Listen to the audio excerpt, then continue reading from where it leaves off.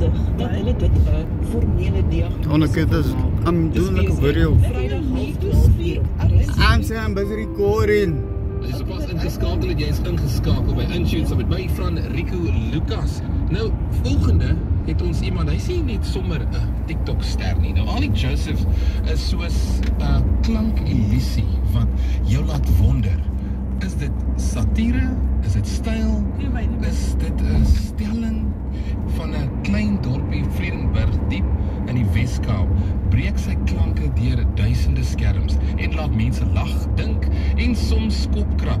Vanaand leer ons nie net van die kunstenaar nie, maar ook van die mens agter die misterie, of net ten minste die dele wat hy vir ons kies om te wys. So gepraat van kies om te wys. Dis vir my so lekker om jou hier te hê. Dit is baie moeite. Ek moes maar nou met Elon Musk se mense gepraat het om my nou in kontak met jou te sit. Ja, nee, maar dat gaan maar Rob Pluto. Aliens is oral.